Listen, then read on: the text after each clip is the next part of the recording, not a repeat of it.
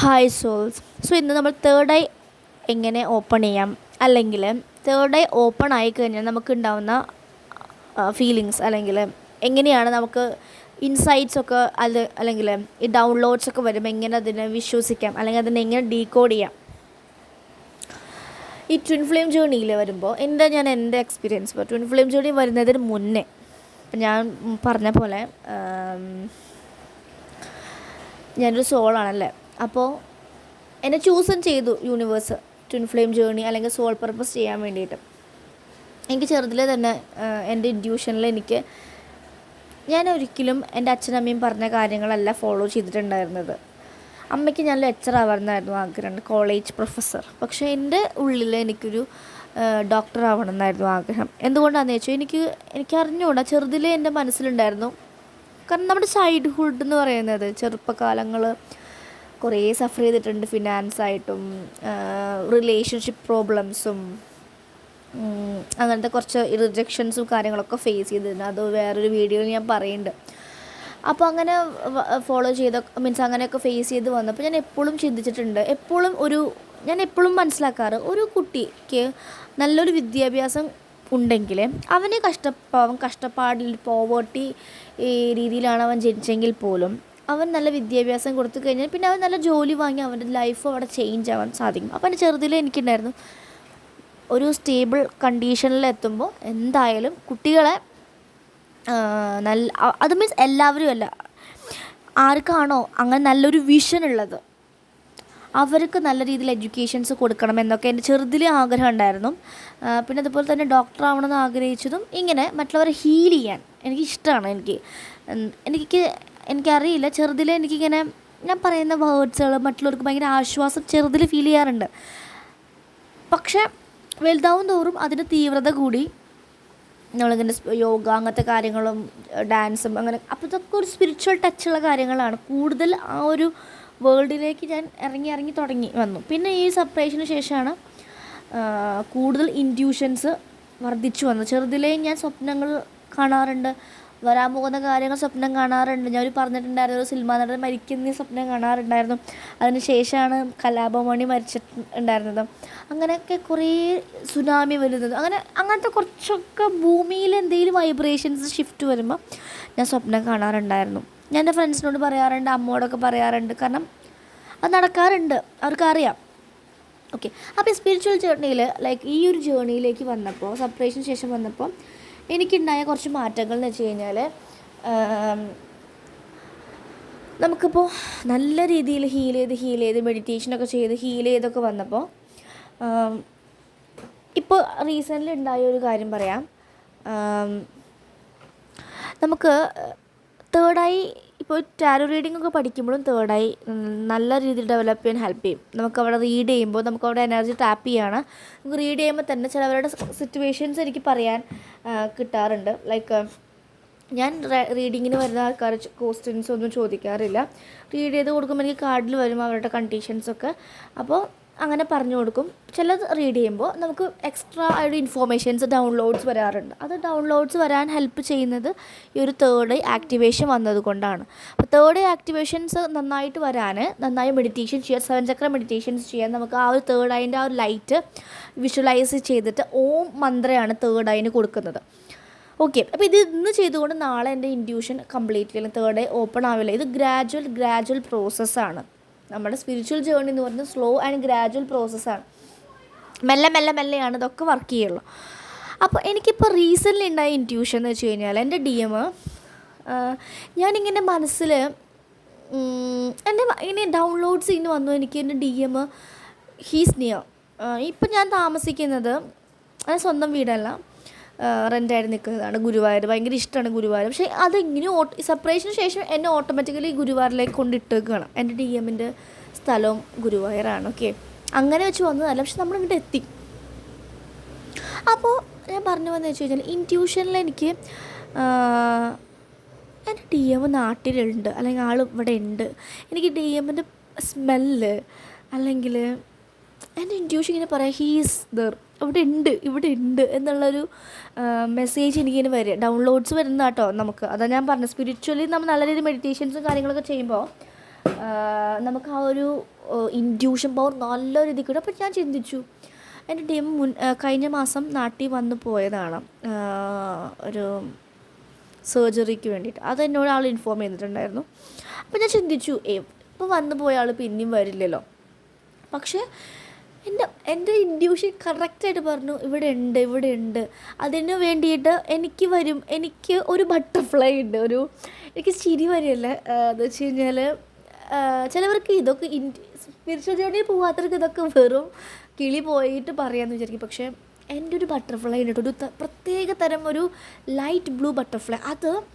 അതിങ്ങനെ വന്ന് പോയി കഴിഞ്ഞാലാണ് എനിക്ക് കമ്മ്യൂണിക്കേഷൻസ് വരാറ്.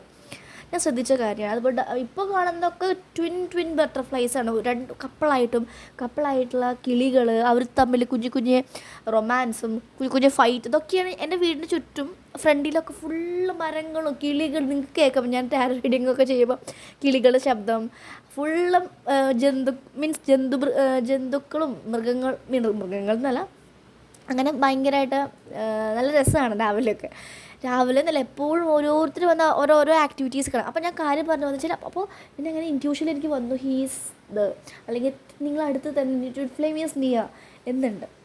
അപ്പോൾ എൻ്റെ ട്വിൻ ഫ്ലെയിം ഇന്നലെ മെസ്സേജ് അയച്ചു. ഞാനിവിടെ എന്തോ ഷോപ്പിലേക്ക് പോയ സമയത്ത് ആഫ്റ്റർ 6 years ആയിരുന്നു.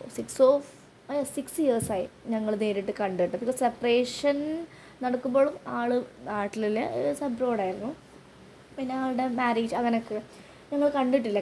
ലാസ്റ്റ് കണ്ടത് ആൾ അബ്രോഡ് പോകുന്ന സമയത്താണ് കണ്ടത്. പിന്നെ കണ്ടിട്ടില്ല. ഞാൻ അബ്രോഡ് പഠിക്കുകയാണല്ലോ, യുക്രൈനിൽ പഠിക്കുകയായിരുന്നു. ആൾ അബ്രോഡാണ്. അതെവിടെയെന്ന് ഞാൻ പിന്നീട് പറയാം.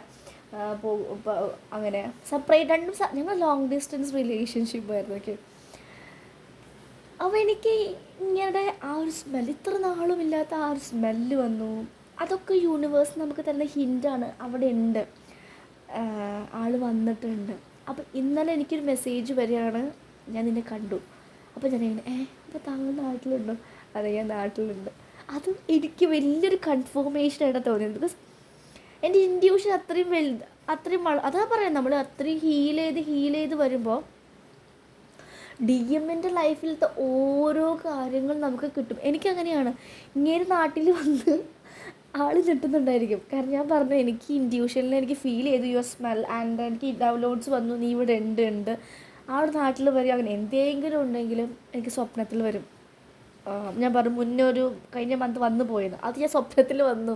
ഒരാൾ വന്നിട്ട് എന്നോട് ചാറ്റൊക്കെ പറഞ്ഞ് പോകുന്നു. സ്വപ്നത്തിൽ കണ്ടപ്പോൾ എനിക്ക് തോന്നി ആളവിടെ ഉണ്ടെന്ന്. അതുപോലെ തന്നെ ഐ ഗോട്ട് മെസ്സേജ്.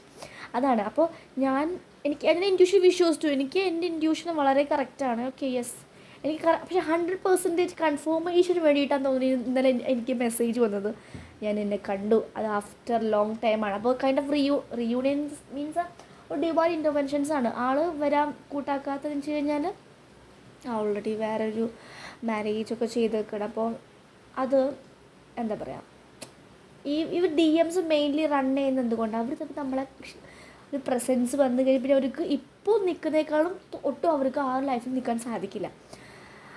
അപ്പോൾ യൂണിവേഴ്സായിട്ട് എന്നെ കാണിച്ചു കൊടുക്കുകയാണ്. കാരണം ഞാൻ പുറത്തേക്ക് പോകാൻ ഉദ്ദേശിച്ചിരുന്നത് മിഞ്ഞാന്നല്ല, ഞാൻ 2 ദിവസം മുന്നേ പോകണമെന്ന് വിചാരിച്ചത്. പക്ഷെ അത് പോകാൻ സാധിച്ചില്ല. മിഞ്ഞാന്ന് ഞാൻ പോയത് ആ ഒരു സമയത്ത് മൂപ്പരാൾ കാണാൻ അതാ ഞാൻ പറഞ്ഞത്, നമ്മുടെ ലൈഫിൽ നടക്കുന്ന ഓരോ കാര്യങ്ങളും ഓൾറെഡി എഴുതി വെച്ചതാണ്. ഈ സമയത്ത് നമ്മൾ പോകാൻ മടി കാണിച്ചിരിക്കില്ലേ, ആ മടി വരുന്നത് നമ്മൾക്ക് ചിലപ്പോൾ ആരെങ്കിലും കാണാനുള്ള ആൾക്കാർ അവിടെ വന്നിട്ടുണ്ടാവില്ല. എനിക്ക് മനസ്സിലായ കാര്യം കേട്ടോ. അപ്പോൾ അങ്ങനെ കണ്ടു. ഞാൻ കണ്ടിട്ടില്ല, ഒരാളെന്നെ കണ്ടു, മെസ്സേജ് ചെയ്തു. അത് എനിക്ക് വലിയൊരു ഡിവൈൻ ഇൻ്റർവെൻഷൻസ് പോലെയാണ് എനിക്ക് ഫീൽ ചെയ്തത്. മനസ്സിലായോ?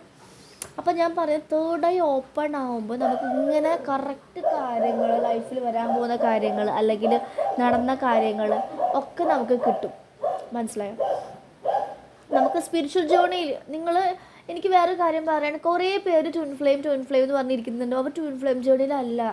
കാരണം ഈ ചാനൽസിൻ്റെ ഇങ്ങനെ കുറേ പേര് ട്വിൻ ഫ്ലെയിം ജേർണിയിൽ അല്ലാത്തവരും ട്വിൻ ഫ്ലെയിം ചെയ്യുന്നു, ടാരോ റീഡിങ് പഠിക്കാത്തവരും ടാരോ റീഡിങ് ചെയ്യുന്നു. ഇങ്ങനെ നെഗറ്റിവിറ്റി സ്പ്രെഡ് ചെയ്യണം. അപ്പോൾ അത് തെറ്റാണ്. അങ്ങനത്തെ ആൾക്കാരിലൂടെയൊക്കെയാണ് ഇവരിങ്ങനെ കാണുന്നതെങ്കിൽ തെറ്റായ ഇൻഫർമേഷൻസ് കൊടുത്തിട്ട് ആൾക്കാർ കൺഫ്യൂഷൻ കൊടുക്കുന്നുണ്ടെങ്കിൽ ആ ഒരു എനർജി കൊടുത്ത ആൾക്കും ആ ഒരു കർമ്മ കിട്ടും. കർമ്മേനെ കുറിച്ചൊന്നും അറിയാതെയാണ് ഈ ചെയ്ത് കൂട്ടുന്നത്. അപ്പോൾ തേർഡ് ഐ ആക്ടിവേറ്റ് ചെയ്ത് കഴിഞ്ഞാൽ നമുക്ക് ഓരോ കാര്യങ്ങളും ഇങ്ങനെ മണി കിട്ടും. കാരണം ഞാൻ എൻ്റെ ഡി എമ്മിനെ കുറിച്ച് ആരെക്കുറിച്ച് അന്വേഷിക്കാറുമില്ല. കാരണം ലെറ്റ് ഗോ, ഞാൻ സറണ്ടേർഡാണ്. എനിക്ക് ആളുണ്ടെങ്കിലും ഇല്ലെങ്കിലും ഐ എം ഹാപ്പി.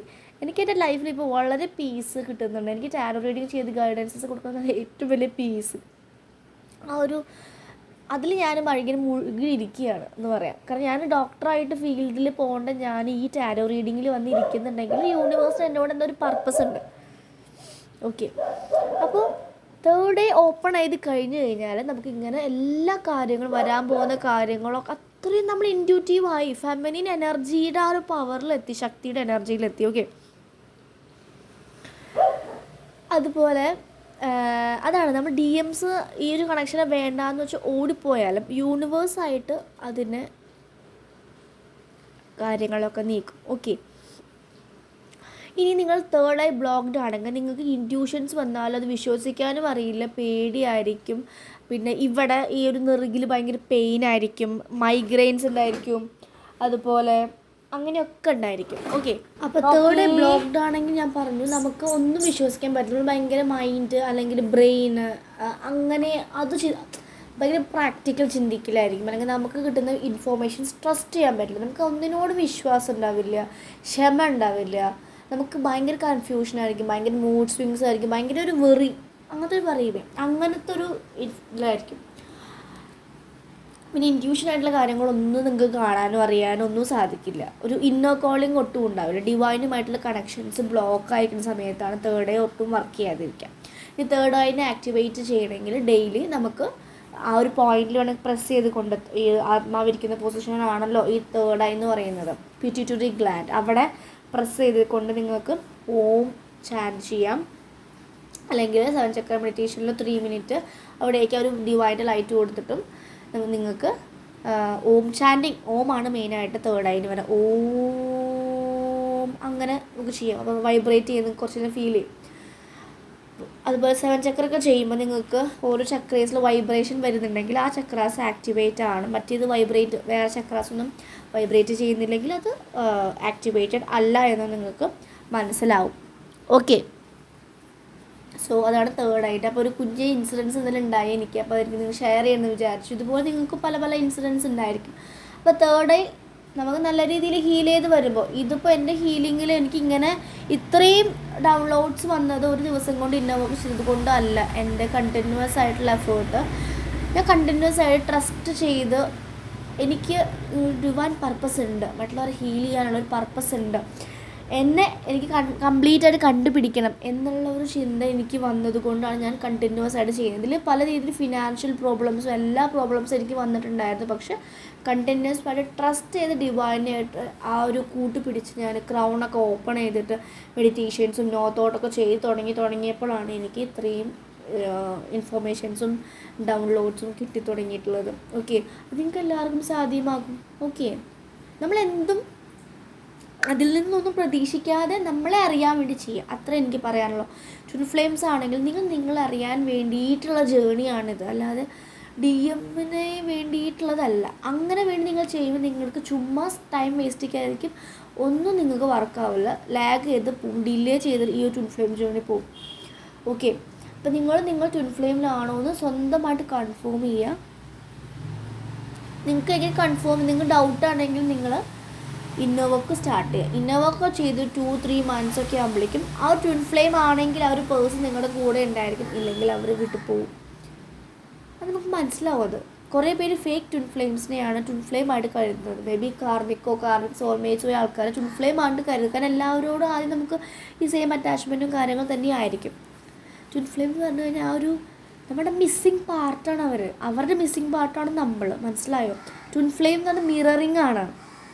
സോൾമേറ്റ് എന്ന് പറയുമ്പോൾ ഒരു മാച്ചാണ്, അവരെങ്ങനെയൊക്കെ മാച്ച് ചെയ്ത് പോകും, വലിയ പ്രശ്നം ഉണ്ടാവില്ല. പക്ഷെ ട്വിൻ ഫ്ലെയിംസ് കൂടുതൽ ട്രിഗേഴ്സ് ആയിരിക്കും, സ്പിരിച്വലി ആയിരിക്കും നിങ്ങളെ തകർത്തിടും എന്ന് പറയില്ല. കാരണം നിങ്ങൾ സ്വന്തമായിട്ട് റീബിൽഡ് ചെയ്ത് വരാൻ വേണ്ടിയിട്ടാണ്. ഓക്കെ, സോ ഇതാണ് തേർഡ് ഐൻ്റെ കുറിച്ചിട്ടുള്ളൊരു ഇത്. അതെങ്ങനെയാണ് ആക്റ്റീവ് ആക്കുകയെന്ന് ഞാൻ പറഞ്ഞു തന്നു. ബ്ലോക്ക് ആയാൽ എങ്ങനെയായിരിക്കും എന്ന് പറഞ്ഞു തന്നു. ആക്റ്റീവ് ചെയ്ത് കഴിഞ്ഞാൽ എങ്ങനെയാവുമെന്ന് ഞാൻ പറഞ്ഞു തന്നില്ല എൻ്റെ ഒരു എക്സ്പീരിയൻസസ് കൊണ്ട്.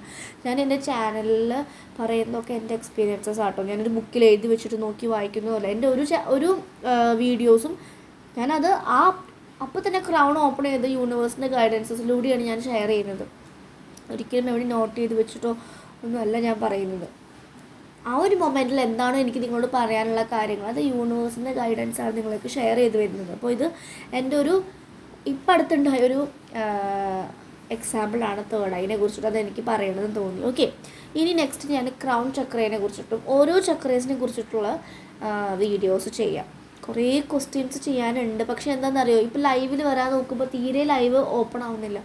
മഴയൊക്കെ ആയതുകൊണ്ടാണെന്നറിയാം ലൈവൊന്നും തീരെ വർക്കാവുന്നില്ല. അപ്പോൾ അതാണ്. അപ്പോൾ വീഡിയോസൊക്കെ കുറേ കാര്യങ്ങളെക്കുറിച്ച് വീഡിയോസ് ചെയ്യണമെന്നുണ്ടെങ്കിൽ സ്പിരിച്വൽ ജേർണിയിൽ കടന്നു കഴിഞ്ഞാൽ എന്തോരം ടോപ്പിക്കിനെ കുറിച്ച് ചെയ്യാനുണ്ടെന്നറിയാം. പറഞ്ഞാലും തീരില്ല. അപ്പോൾ ഓരോ സമയത്ത് നിങ്ങളിലേക്ക് ഓരോ കാര്യത്തെക്കുറിച്ചുള്ള ഇൻഫോർമേഷൻസ് വരും. പിന്നെ എനിക്കൊരു കാര്യം പറയാനുള്ളത്, വൺ തിങ്, ഇപ്പോൾ ഈ എൻ്റെ ചാനൽ കാണുന്നവരും പല സ്പിരിച്വൽ ചാനലിലും കാണുന്നവരായിരിക്കും. പക്ഷേ നിങ്ങളിപ്പോൾ എന്നോടൊരു ചോദ്യം ചോദിച്ചു, ആ സെയിം ക്വസ്റ്റ്യൻ വേറൊരു ചാനലിനോട് ചോദിക്കുന്നു. അങ്ങനെ ചെയ്യാതിരിക്കുക. നിങ്ങൾക്ക് കിട്ടുന്ന ഇൻഫോർമേഷൻസ് വിശ്വസിക്കാൻ പറ്റുമെങ്കിൽ മാത്രം നിങ്ങൾ ക്വസ്റ്റ്യൻസ് ചോദിക്കുക. അത് ശരിക്കും ഉണ്ടല്ലോ നിങ്ങളുടെ ഇഷ്യൂ ആണ്. നിങ്ങൾക്ക് നിങ്ങളോട് തന്നെ വിശ്വാസം ട്രസ്റ്റ് ഇല്ലാത്തത് കൊണ്ടാണ് മറ്റുള്ളവർ പറഞ്ഞാൽ നിങ്ങൾക്ക് വിശ്വാസമാവില്ല. Better you don't ask. Okay, അത് ഞാൻ കണ്ടു. അത് ശരിക്കും അവരെ ഹീലേഴ്സിന് ഇൻസൾട്ടായിട്ട് തോന്നുന്നില്ല, പക്ഷെ അത് ചെയ്യുന്നത് വളരെ റോങ് ആയിട്ടുള്ളതായിട്ട് എനിക്ക് ഫീൽ ചെയ്തു കേട്ടോ. അപ്പം നിങ്ങൾക്ക് ഒരു ക്വസ്റ്റ്യൻ പറയുമ്പോൾ അതിൻ്റെ ആൻസർ പറയുമ്പോൾ അത് വിശ്വസിക്കാൻ പാകമാവെങ്കിൽ മാത്രം നിങ്ങൾ ക്വസ്റ്റ്യൻസ് ചോദിക്കുക. Okay, so thank you. വേറെ വീഡിയോയിൽ കാണാം. ഓക്കെ, ടാരോ റീഡിങ്ങിനൊക്കെ വേണമെങ്കിൽ നിങ്ങൾക്ക് എന്നെ കോൺടാക്റ്റ് ചെയ്യാം. അതുപോലെ ടാരോ കോഴ്സ് പഠിപ്പിക്കുന്നുണ്ട്. അതുപോലെ ഡിസ്റ്റൻറ്റ് ഹീലിംഗ് ചെയ്യുന്നുണ്ട്. എൻ്റെ ഡിസ്റ്റൻറ്റ് ഹീലിംഗ് ഒരു ഫസ്റ്റ് ക്ലയൻറ്റിന് കംപ്ലീറ്റ് ആവുകയാണ് സക്സസ്ഫുള്ളായിട്ട്. അവർക്ക് നല്ല ചേഞ്ചസ് വന്നിട്ടുണ്ട്. അപ്പോൾ നിങ്ങൾക്ക് താല്പര്യം ഉണ്ടെങ്കിൽ കോൺടാക്റ്റ് ചെയ്യാം. Okay, so thank you.